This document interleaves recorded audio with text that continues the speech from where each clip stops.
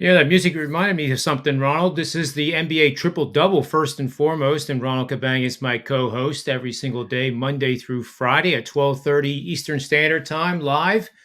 If you're in the chat room, throw questions at us. I'm sure if you're in that Philadelphia area, if you're within 200 miles of the Philadelphia area, you probably are still throwing up from last night. And that music that is was created for our show. It reminded me that maybe for the benefit of the Philadelphia Sixer fans, we should have had like Brahms's Death March or something. The really solemn. I don't know what I watched last night, and I am very glad I didn't have any money on the game at all. I lost with the Yeah. Suns last night, but still, that how can I have one question? How can a guy like Harden, okay, who the Phillies basically gave their future away for, two number ones? Mm-hmm. They got rid of Curry. They got rid of Drummond.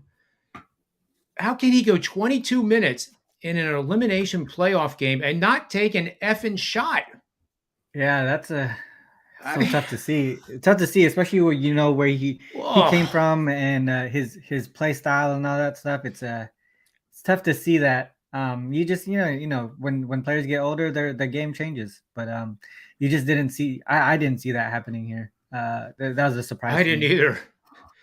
I think we're being too kind. Actually, I think if we had a Sixer fan like Dr. Chuck is a big Sixer fan, I think he'd have a little bit stronger tone to what happened last night. It just man alive, and poor Doc Yeah. Rivers. I think Rivers is a very good coach. Obviously, he's just been not necessarily victimized, but it just shows how hard it is to win a world championship, let alone back to Hmm. backs. I mean, it is difficult even if you are the best team in the NBA. The Phoenix Suns are in that situation right now.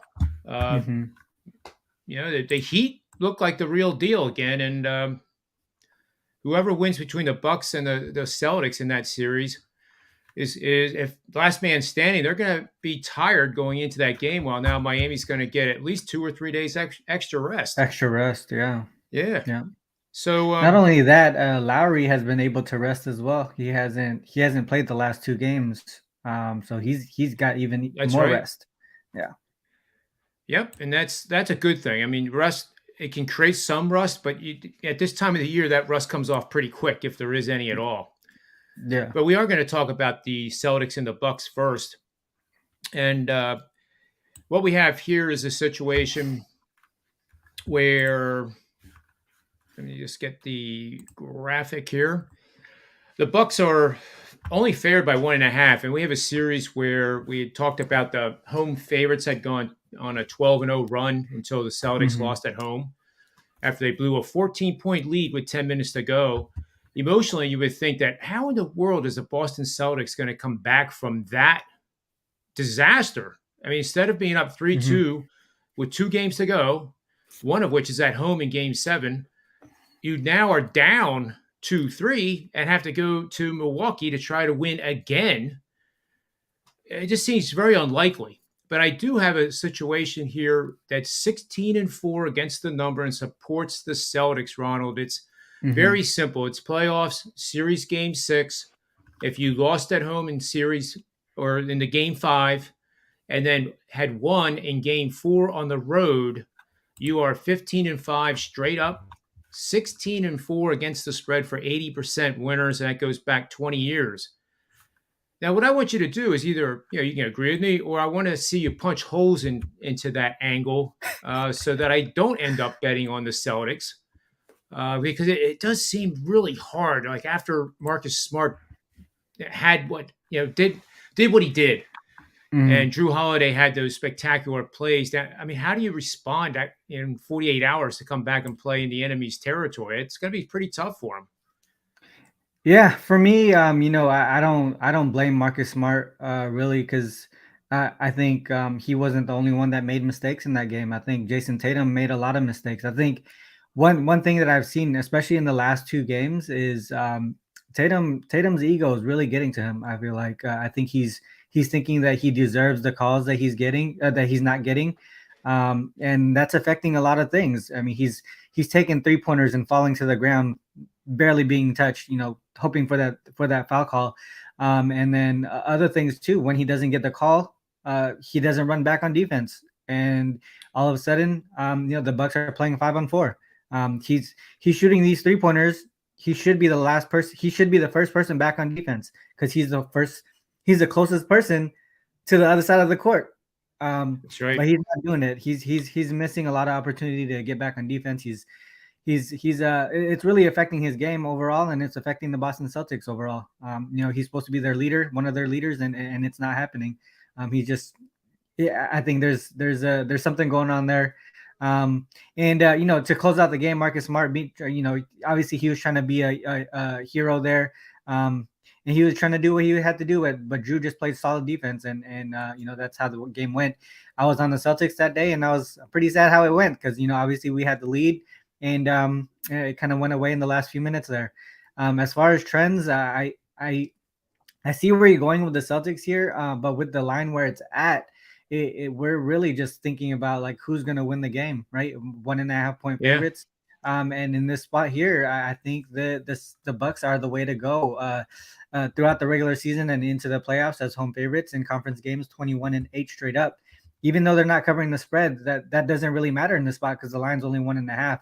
And if you take into consideration, how they do against teams in a with a winning record in that spot, they're 10-6 straight up and 3-13 against the spread. But again, we're looking at getting rid of that spread record, right? We're looking at the straight up record, and in those spots, primarily in the first quarter, they have a plus 6.5 first quarter margin. So that might be the way to look here. Obviously, coming off of that fourth quarter hiccup on the Celtics side, that might be something that affects them coming into this game, and then gradually they get back into their game flow. But maybe it's a spot where they just come out flat. They're feeling the effects of that last minute loss, and the Milwaukee Bucks take advantage of it. For me, I would focus primarily on that first quarter towards the Bucks here. Full game, it's tough, right? You brought up a good situation on your side, and trend wise, Bucks have something supporting them. And then also the whole Scott Foster effect, right? We bring in the referees into this now. Yep. Contrary to popular belief, I don't know if Scott Foster really is an extender. But it's just something to think about. It's always something to think about. But for me, I think my primary look would be the Bucks first quarter here. Yeah, and I tend to agree with that strategy too. It's tough for me to get off the 16-4 angle, but this is how we handicap, guys and gals. Just because you have an angle that hits 60%, let's keep in mind that it has 4 losses in the 20 bets that were made historically. And this is a very unique situation, and unique meaning that Boston is the first team to blow a 14-point lead in the fourth quarter at home. At this point with their seed being number 2, number 1 or number 2 seeds, don't do that. So now you have a handicap where you're in uncharted territory. So really, does that 16-4 mean anything? Well, I think it still means something, but now you're bringing in the emotional rebound of the Boston Celtics because they had to feel like, what, in that locker room. I can't imagine it was a lot of dialogue was going on. It was probably either very quiet or things were being thrown. Yeah. Because that is a tough way to lose. And your point about Tatum, so glad you brought that up because off air, I have kind of ripped him, and it's this, I call it the AAU mentality. These AAU teams, they travel over the country. Chris Paul has one, and it's a darn good program, and a lot of great players come out of it. But sometimes they come out like almost with an entitlement, like you were mentioning. Maybe that's not the right word, but his lack of effort on defense is glaring, and for the life of me, I know in the NBA you're not supposed to do that. It's like in PGA Tour golf. You can't, if your playing partner angers you, you can't walk up to him and wrap your putter around his neck. Although that would be entertaining to see. But seriously, you never see any of the NBA players really getting in somebody's face. I know last night in the Sixers game, Maxey did go like this, not to the referee, but to James Harden, who was, I have no explanation for that. And, we always look forward, right, Ronald? We always Yeah. look forward. But Philly's got problems going into the offseason for sure. Okay. And that's Yeah. all I'm going to say. Uh, but in this matchup, I'm with you on this. Let's move on to the next one here. And that is uh, here we go. The Memphis Grizzlies on the road playing the Golden State Warriors. Without Morant, they're what are they now? 22-6, I believe, for the season Mhm. without Morant in the lineup. And they kind of throttled Golden State in that last game. They were up 51 going to I can't even say it, 51 over the Golden Yeah. State Warriors going into the fourth. I'm not sure what happened in that game either, but I certainly can tell you that everybody and their brother is thinking that Golden State will put up a much better effort tonight. Now, whether they cover this big number or not is another thing, and that brings in my live in-game betting, which I'll get to in a second. But I want to hear what your take is and your breakdown on this game, Ronald, and any leans or potential best bets you may have for us. Yeah, it's this one's tough. Obviously, I mean, the Grizzlies came out like monsters in that game. That first half, especially basically the first three quarters, they just pretty much dominated that game. And really, it's not the first time we've seen that from the Grizzlies, right? Throughout the regular season, they had games where they won by 40 points, which is crazy. And then, but to think of it here in the playoffs against a Warriors team is crazy to think about, especially without their superstar in John Morant. The other thing too is the other thing that we think we're not really taking into account is the fact that Steve Kerr has been out the last two games, and Coach Brown is the one that's been kind of making the call there, and they haven't been doing a great job of taking direction. I guess I don't know what's going on there, but that might be a thing there. Where do you know if Kerr's coaching today or not? I didn't check the news yet. On who was it? Is Steve Kerr coaching today? I I don't have know. not seen the news. If Um, you guys in the chat if you guys know if Steve Kerr is coaching today, please let me know, because that's going to be a huge factor into this game here. But as far as how teams go, the Warriors, when avenging a double digit loss, they're 6-0 straight up and 5-1 against the spread. So this is a spot. We looked at the Mavs yesterday. They were in a similar situation where they played well in double digit revenge spots. And they took care of business yesterday. Here, the Warriors are in the same position. They do the same thing. They take care of double-digit revenge spots, and that might be a spot here where they close out the series 4-2 at home. Just for me, I do want to see Steve Kerr on the bench there, though. That's one of the biggest factors here, and the only reason why I probably would stay off until I hear that news. I think at -8, it's a huge number, but the fact that you have Curry, Draymond, and Thompson on the other side of this court, they're not going to take that lightly. They're going to come back with a vengeance, in my opinion. But definitely, I probably won't be touching this until I know if Steve Kerr is going to be on the bench. yeah, I agree. Ninja Warrior here, Ninja 13 has Warriors -11 for better value. With the plus, yeah. Yeah, I mean you're gonna get plus money. I'd almost rather wait and do in game. No And Kerr tonight. My buddy Scott Archer coming through. yeah, Yeah, no Kerr tonight. good So job, Scott.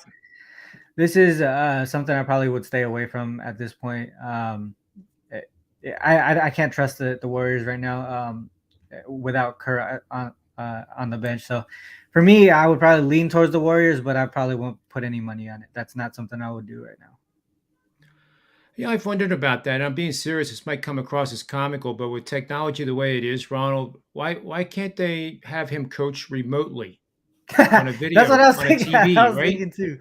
Yeah, Put I don't the know. call timeout, bring the TV out onto the court instead of him physically, and he talks to the players.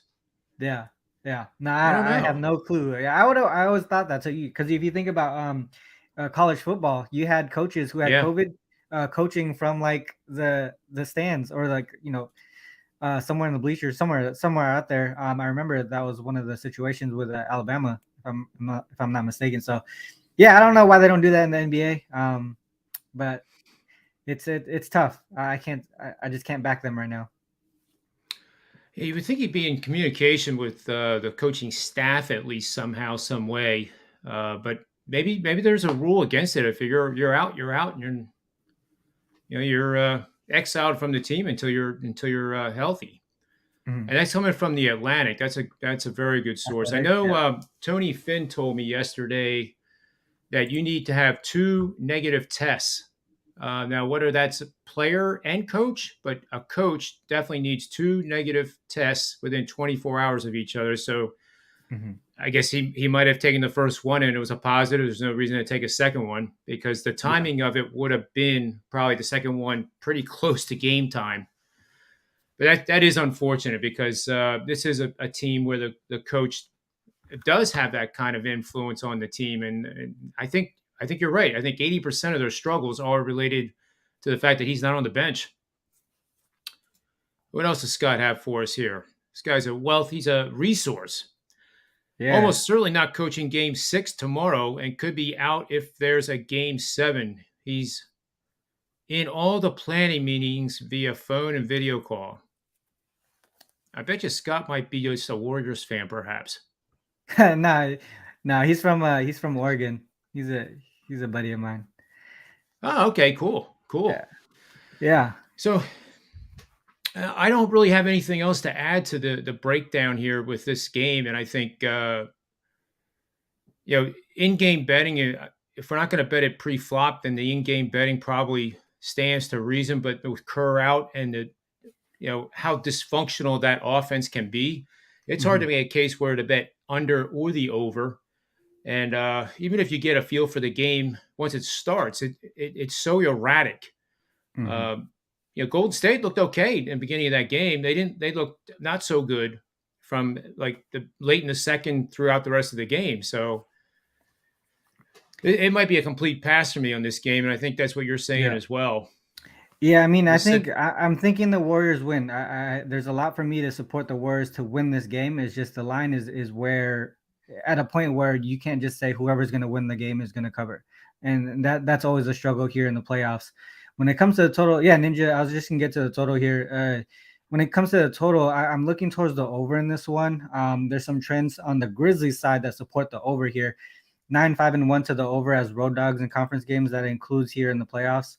And then also after a double-digit previous matchup win, so after they beat a specific team by double digits, and they're the dog in that game, they're actually 4-0 to the over. So to me, it's something. It's something where when you beat a team so easily, so handily, you kind of let off the gas pedal defensively, right? Because you can beat this team, right? So they're gonna just focus on doing what they did in the previous game, which was scoring, and then they might not force it defensively. Uh, Obviously, this is the playoffs. It's always going to be a little bit different, but the Warriors know that the Grizzlies can score at a high rate. They scored 34 points there in the last game, so they're going to need to, if they feel like they can't stop them defensively, they're going to try to outscore them, and that might be the game flow here today.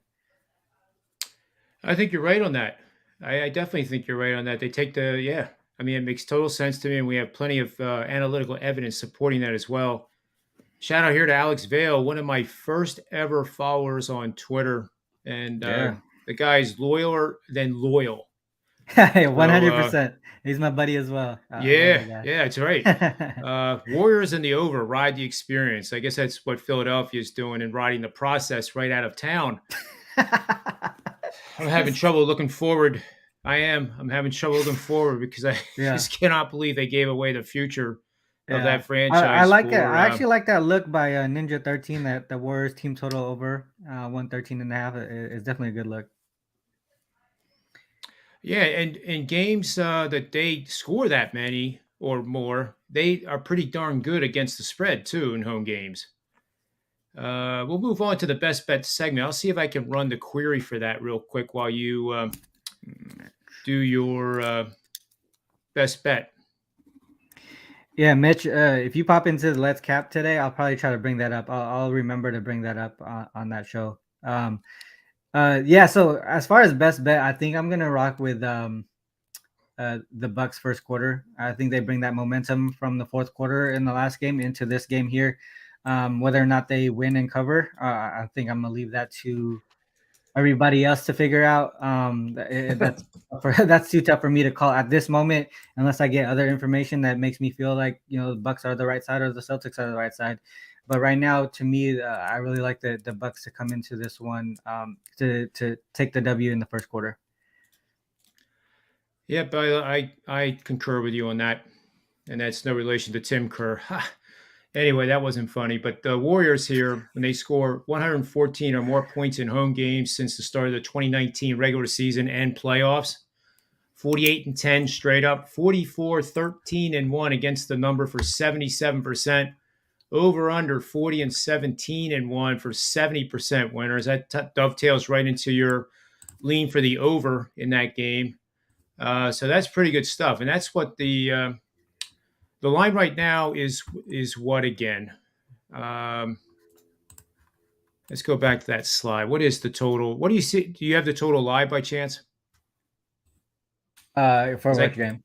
I can't even, for the Warriors here. I can't even see what the total is because 218 and a half. It's gone 218 down and a a little half. bit. So Yeah. and they're favored by 8. So off the top of Mhm. my head, that's basically 113 points. 113 to 105 is what the market is telling us. So if they score more than 113, and I ran the query for 114, then I think that's pizza money parlay. Maybe I know we said not to bet this game, but maybe and I don't like parlays, by the way. I don't like them at all. But for 10 or 20 bucks, Warriors and over seems to be what Alex Vale is also saying. So can't argue with him. All right, we'll move on to my best bet. And I called this the inverted zigzag system. And I mentioned it earlier in the show.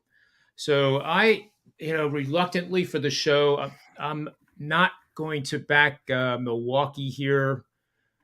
Only because I feel like the world is thinking that um, if the world was thinking that Milwaukee was going to win this game and they were favored by 7, I would join them. The fact that this line is minus 1.5 has me really scratching my head again.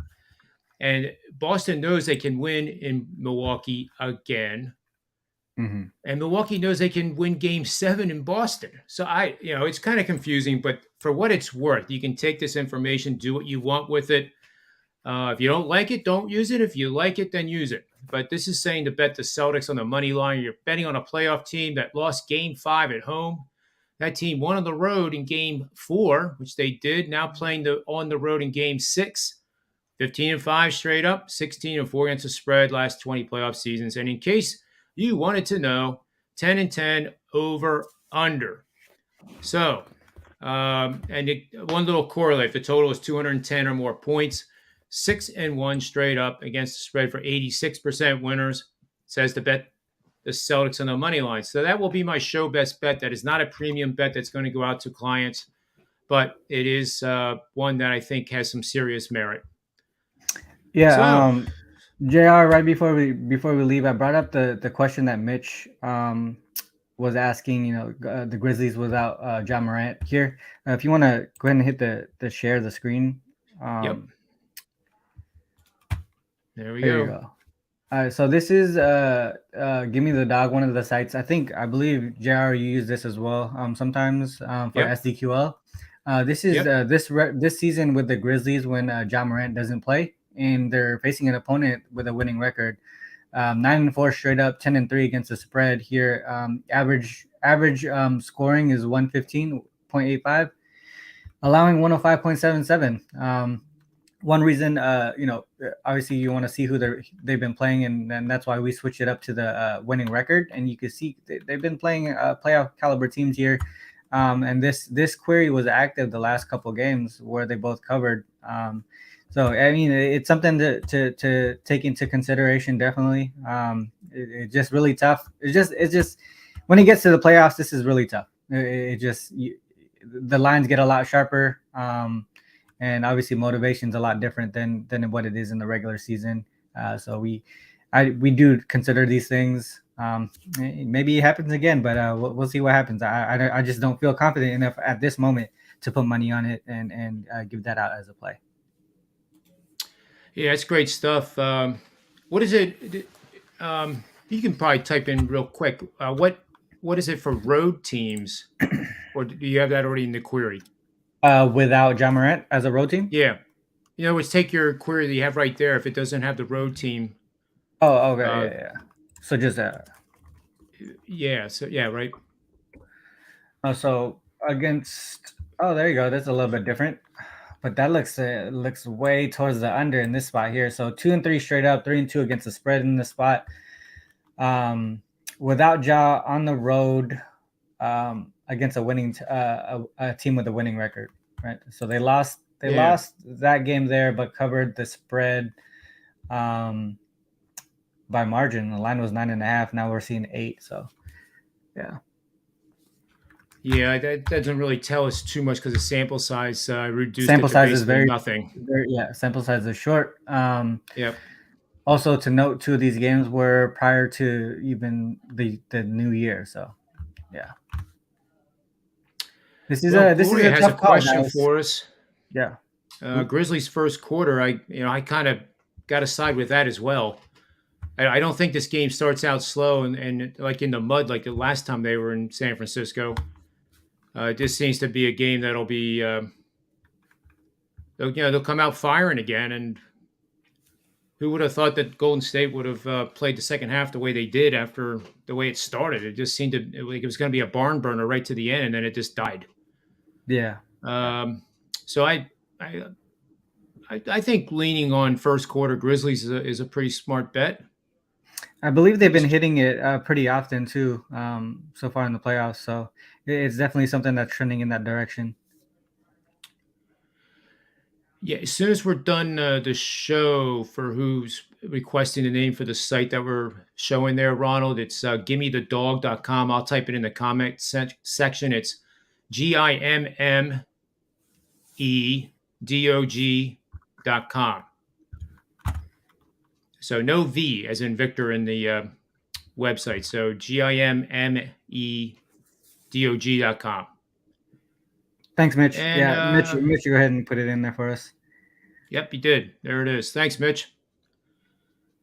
So I think that's about it. I'm just scrolling through the chat room. You guys have been great. You guys and gals have been great in the chat room today. We really appreciate it because it gets us thinking too of stuff that we may not Mm-hmm. have thought about beforehand, and we all end up better for it. So big shout out to you guys for 100%. that.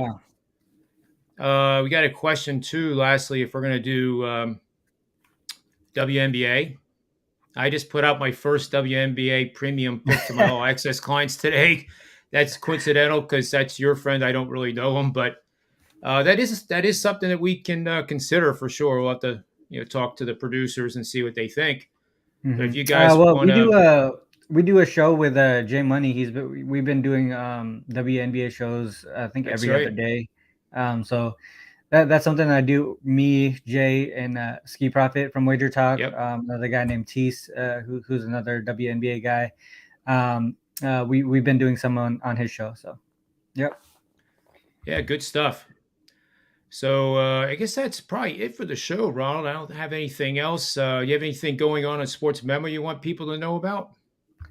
Not at the moment. I'm probably gonna have one NBA play today and one WNBA and one MLB. One on each one today. It's not up yet. Usually I put them up right at afternoon Pacific time. But yeah, that's probably what I'm gonna have today. If you guys go through to Sports Memo and check that out.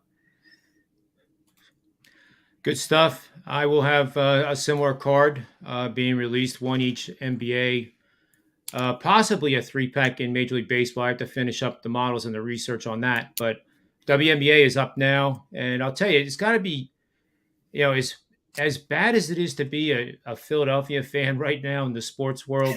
How about Boston fans? They have a game 7 with the Carolina Hurricanes in the hockey, where they haven't done so well down in Carolina, but it's game Mm-hmm. 7. And if they win tonight in Milwaukee, they'll have a game 7 at home just a few days later. I think they'll be they could be possibly on the same day, but I don't think so. It'll be one day apart, but it doesn't get much better than that. Yeah. Yeah. So anyway, thanks for your time, Ronald. That'll conclude today's show. Make sure you get over to sportsmemo.com. Take advantage of the discounts. There's one going today for Friday the 13th. You can get our 3-day packages, Ronald and mine, separately for $13 off the $49 price for the 3 days. That covers you for today, Saturday, and Sunday action. That's a pretty darn good value. So take advantage of it. And we'll be back again on Monday. That will be the 16th. Thank goodness, not the 13th. And until then, bet with your head, not over it. And may all the wins be yours. Thanks a lot for watching. We'll look forward to seeing you on Monday. Thanks, guys.